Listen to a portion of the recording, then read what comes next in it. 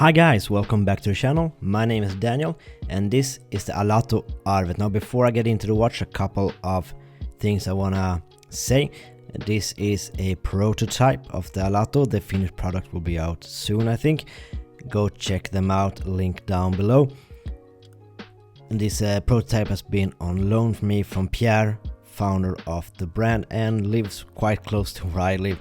So I met Pierre for a lunch and he showed me his products, and cool guy, nice watch. Before we get into the watch, they will be delivered in this, and why I want to mention this is because I've been spending some time as of late talking about the packaging of watches and how micro brands have started going from big bulky boxes that take up a lot of storage in the cabinets and also is quite bad for the environment to freight around, into smaller things. So Pierre said that this watch will be delivered in a watch pouch like this, really nice sturdy thing, and a flat package. And here in Sweden we also have post boxes, and the idea is that the watch should fit into the post box. You don't have to go and pick one up at the post office, or as I've had lately, have the post drop off a watch outside of my door when I wasn't home. Now enough of the packaging and let's get into the watch, because that's why we're here, right? So Alato Arvet. Alato comes from a story, nice little story. You can read about it on the website. Be a little boy being unable to say I love you, saying Alato became a family thing, and Arvet is Swedish for heritage. So this is Alato heritage, but in Swedish. Now remember guys that this is a prototype. So how I got into Pierre was kind of fun. I saw this watch online and I shared it into a local group, said what do you guys think about this watch, and then Pierre got into contact and said hey, you want to check them out? And I did, and I'm glad that I did. We have a dress watch and let's get into some specs and specifications. So what we have here is a 38mm case, a lug-to-lug of 46mm, a thickness of 10.9mm. We have sapphire crystal front and back. We have a Miyota 9039, and we have some BGW9 Swiss Super Luminova. What we also have is a dial inspired by a rouleau triangle insert picture. Want to know more about that? Google it. And I just peeked the rotor. Let's get into it soon. As you can see, all of the indices are applied. We have a gold touch where they're gonna have a 3 colorways. This one, a black one, and a navy blue one, if I remember correctly. I have pictures on them on my Instagram. Go check that out. Plug. This is a really nice, comfortable watch. I will get into some moans and niggles, but actually all my moans and niggles will be corrected in the finished products. So I don't know how much I need to speak about that.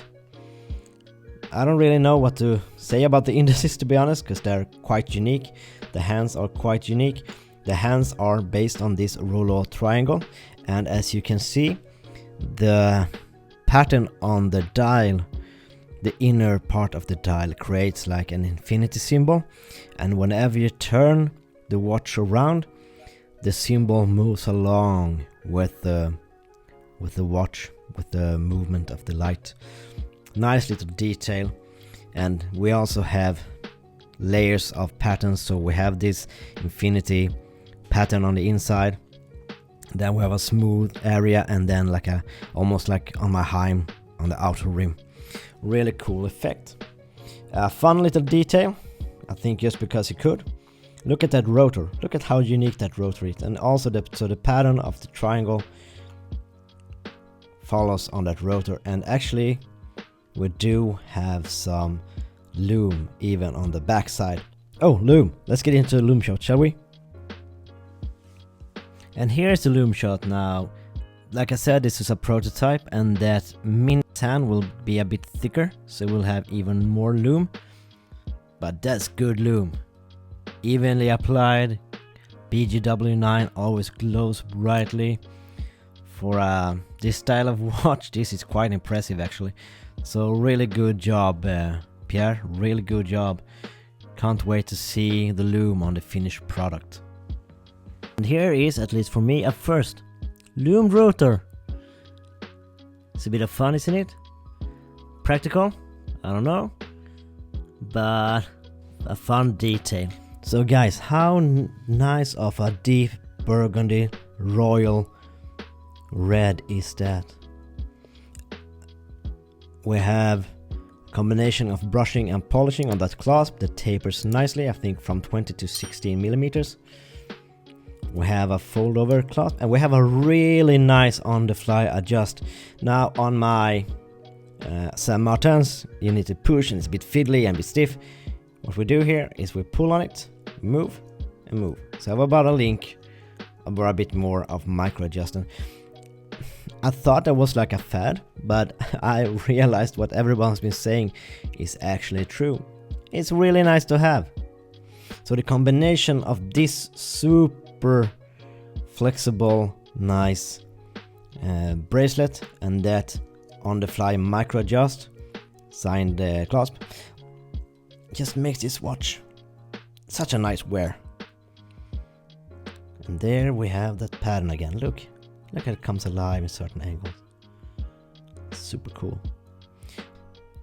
And even though this is just a prototype, so to say, the build quality is really good and the fit and finish is there already. So I'm quite excited to see the finished product. I've really enjoyed wearing this, actually. Really enjoyed, way more than I thought I would. Because when I first saw this watch, I was a bit skeptical about the case shape. A bit of Swinglish there. Because it's so flat. And to be honest, this case, I will soon put on wrist, sticks out a bit on wrist. But Pierre got this as feedback from other reviewers that the case stuck out a bit, was laying a bit flat. So the finished product will have totally reworked lugs, much nicer curvature to them, and I can't wait to see the finished product and compare the two. Sign crown, screw-in crown. So if you enjoy the style of watch, this is kind of a Gala watch. It's sporty, but it's dressy. Bracelet that will look nice on a strap as well. I've seen it also on a rubber strap. The blue one looked beautiful on a blue rubber strap, even though I'm not a rubber strap guy like I mentioned in my previous video. All in all, it's a really nice little watch. I move around quite a bit between like 37 and 41 millimeter watches. 38 is kind of my sweet spot, and this is how it wears on my wrist anywho. Like I said, the case lies a bit flat, but when Pierre adjusts with the curvature, this is gonna be so damn comfortable. A good amount of heft. Oh, it was a bit tight. Let's just do the micro adjust thing. Once Pierre does the adjustments, with case more curved, that will wear beautifully. And this is Alato's or Pierre's first watch. So well built. So many details for a first watch, guys. That's pretty impressive, actually, to be honest. Thank you, Pierre, for letting me loan this prototype of the Alato Arvet. I have thoroughly enjoyed wearing it, and I can't wait to see your finished product. It's gonna be pretty damn sweet, I reckon. And that's it for this time, guys. If you enjoy my content, please like and subscribe. And until next time, stay safe, take care, and bye bye.